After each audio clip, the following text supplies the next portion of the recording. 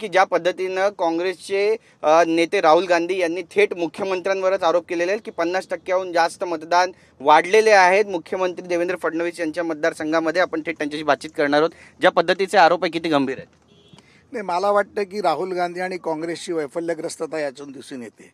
सातत्याने पराभव झाल्यानंतर सरकार येत नाही, आलेलं सरकार टिकवता येत नाही, जनतेच्या मध्ये जाता येत नाही, जनतेचे प्रश्न मांडता येत नाही, संघटना मजबूत करता येत नाही आणि सबसेल फेल्युअर झाले म्हणून ज्यांनी काँग्रेस पक्षाचं अध्यक्षपद सोडलं, ज्याला मागच्या टर्ममध्ये विरोधी पक्ष नेतेपद घेऊ शकले नाही, त्या राहुल गांधींनी अशा प्रकारे एका संघटनात चालणाऱ्या भारतीय जनता पार्टीसारख्या पक्षावरती, ज्याचं संघटनच मजबूत आहे, या जगामध्ये सगळ्यात जास्त जर कोणाचे सभासद असतील कुठल्या पक्षाचे ते भारतीय जनता पार्टीचे भारतामध्ये आहेत.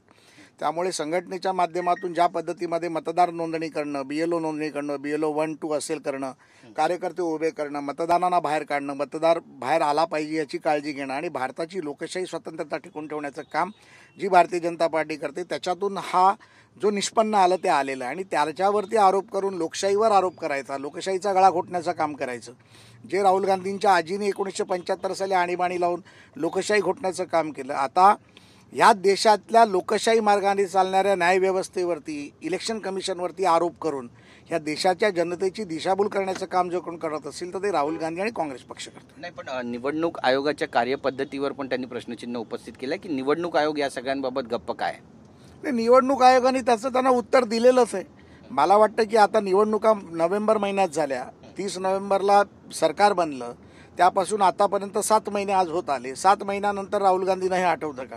त्यामुळे देशामध्ये कुठेही निवडणुकीचे वारे सुरू झाले की खोट्या दबावाचा वापर करायचा. मग जसं लोकसभेच्या वेळेला लोकशाही जाणार, संविधान जाणार, अशा पद्धतीमध्ये आंबेडकरवादी विचारांना भडकवण्याचं काम केलं. तशा पद्धतीत सर्वसामान्य नागरिक जनतेला भडकवण्याचं काम राहुल गांधी करत आहेत. वैफल्यग्रस्तता एवढ्या टोकाला गेली आहे की ती त्यांच्या लक्षात आली आहे की आता ना काँग्रेस पक्ष टिकत आहे किंवा इतर कुठली महाविकास आघाडी टिकत आहे. त्यामुळे सातत्याने आरोप करत राहणं, चर्चेत राहणं आणि आपली वैफल्यग्रस्तता वेगळ्या ठिकाणी नेणं हा याच्या मागचा हेतू असू शकतो. याचबरोबर राज्यातील जे काँग्रेसचं नेतृत्व आहे, मग नाना पटोले असतील, बाळासाहेब थोरात असतील, विजय वडेट्टीवार असतील किंवा आणि कोणी असतील, या लोकांकडे देखील स्वतःचं अस्तित्व टिकवण्यासाठी राहुल गांधींना काही ना काहीतरी खोटी माहिती देत राहणं हे त्यांच्या राजकीय जीवनाचं अस्तित्व टिकवण्याचा प्रयत्न आहे. आणि त्याची कुठलीही शहानिशा न करता एखादा केंद्रीय नेता किंवा विरोधी पक्षनेता भारत सरकारचा अशा पद्धतीमधली जर ट्विट करत असेल तर मला वाटतं ते हास्यास्पद आहे. हे मनोरुग्णाचं लक्षण आहे.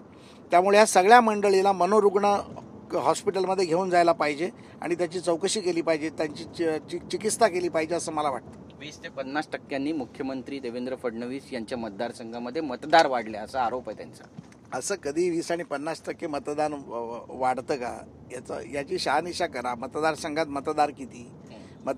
मतदान किती झालं आणि माननीय देवेंद्रजींचा कार्यकाळ हा सातत्याने 1999 पासून एवढा भरलेला राहिला आहे की सातत्याने जनतेची सेवा, जनतेचं काम, मुख्यमंत्री असताना विदर्भाचा केलेला विकास, नागपूरचा केलेला विकास, राज्याचा केलेला विकास आणि एक स्पष्ट प्रतिमा, भ्रष्टाचार विरोधी लढणारा नेता, ज्याच्या प्रतिमेबद्दल लोक संशय घेऊ शकत नाही असा नेता, त्याच्यावरती आरोप करणं हे एवढं सोपं नाही आहे. त्यामुळे मला वाटतं की वैफल्यग्रस्ततेतून देवेंद्रजींवरती आरोप केला की आम्हाला प्रसिद्धी मिळेल, या प्रसिद्धीच्या भावनेतून केलेले हे आरोप आहेत. देवेंद्र फडणवीस यांना टार्गेट करतायत राहुल गांधी असं म्हणावं, कारण ते म्हणतात की 5 महिन्यामध्ये 8% मतदार वाढले कसे, सवाल उपस्थित करतात. एका ठिकाणी म्हणतात 50% मतदान वाढलं, एका ठिकाणी म्हणतात 8% मतदान वाढलं. मी तुम्हाला तेच सांगतो की भारतीय जनता पार्टी संघटनेची पार्टी आहे. भारतीय जनता पार्टी हे संघटना कुशल पार्टी आहे. त्यामुळे निवडणुकीच्या आधीच्या काळात ज्या वेळेला मतदार नोंदणी प्रक्रिया सुरू होती त्या भारतीय जनता पार्टीचा प्रत्येक कार्यकर्ता वॉर्ड लेवलला, बूथ लेवलला,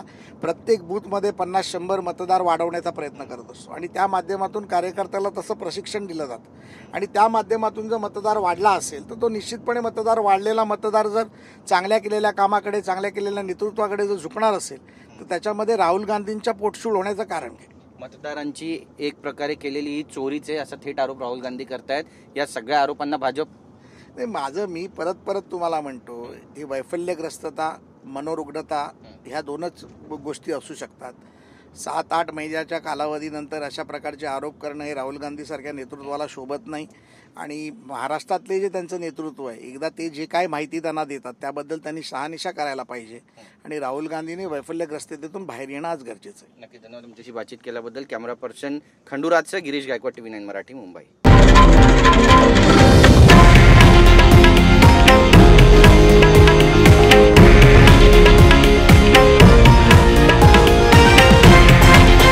हे आहे देशातील नंबर 1 न्यूज नेटवर्क आणि आपण पाहत आहात TV9 मराठी, एकमेव.